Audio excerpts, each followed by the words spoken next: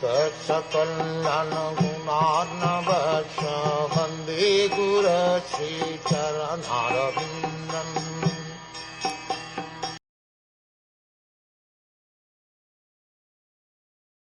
A single object is appreciated differently by different senses due to its having different qualities. Similarly, the Supreme Personality of Godhead is one, but according to different scriptural injunctions, he appears to be different. It appears that by following the path of Jnana Yoga, or empiric philosophical speculation, one reaches the impersonal Brahm, whereas by executing devotional service in Krishna consciousness, one enriches his faith in and devotion to the personality of Godhead. But it is stated here that both Bhakti Yoga and Jnana Yoga are meant for reaching the same destination, the personality of Godhead. By the process of Jnana Yoga, the same personality of Godhead appears to be impersonal. As the same object appears to be different when perceived by different senses, the same Supreme Lord appears to be impersonal by mental speculation. A hill appears cloudy from a distance, and one who does not know may speculate that the hill is a cloud. Actually, it is not a cloud, it is a big hill.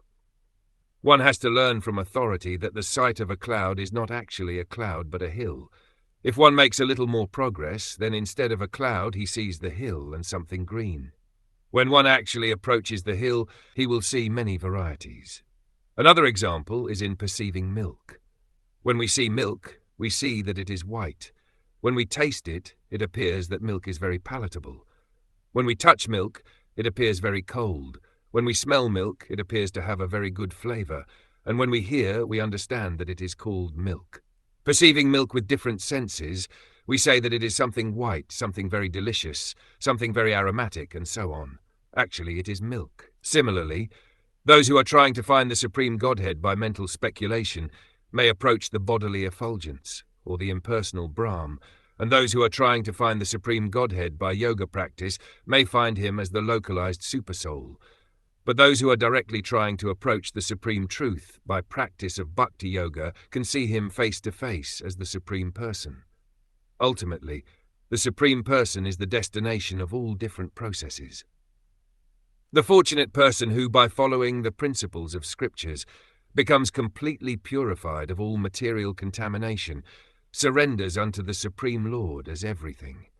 Just as one can appreciate the real taste of milk with the tongue and not with the eyes, nostrils, or ears, one can similarly appreciate the absolute truth perfectly and with all relishable pleasure only through one path, devotional service. This is also confirmed in Bhagavad Gita. Bhakti Mam Abhijanati. If one wants to understand the absolute truth in perfection, he must take to devotional service. Of course, no one can understand the absolute truth in all perfection. That is not possible for the infinitesimal living entities. But the highest point of understanding by the living entity is reached by discharge of devotional service, not otherwise.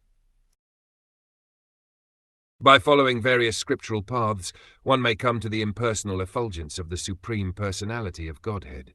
The transcendental pleasure derived from merging with or understanding the impersonal Brahm is very extensive because Brahm is Ananta. Tad Brahma Nishkalam Anantam. Brahmananda is unlimited. But that unlimited pleasure can also be surpassed. That is the nature of the transcendence. The unlimited can be surpassed also, and that higher platform is Krishna. When one deals directly with Krishna, the mellow and the humor relished by reciprocation of devotional service is incomparable, even with the pleasure derived from transcendental Brahm. Prabodhananda Sarasvati therefore says that Kaivalya, the Brahm pleasure, is undoubtedly very great and is appreciated by many philosophers. But to a devotee who has understood how to derive pleasure from exchanging devotional service with the Lord, this unlimited Brahman appears to be hellish. One should try, therefore, to transcend even the Brahm pleasure in order to approach the position of dealing with Krishna face to face. As the mind is the center of all the activities of the senses, Krishna is called the master of the senses, Hrishikesha. The process is to fix the mind on Hrishikesha or Krishna, as Maharaj Ambarish did, Savai Mana Krishna Padara Vindayo. Bhakti is the basic principle of all processes. Without bhakti, neither Jnana Yoga nor Ashtanga Yoga can be successful, and unless one approaches Krishna, the principles of self-realization have no ultimate destination.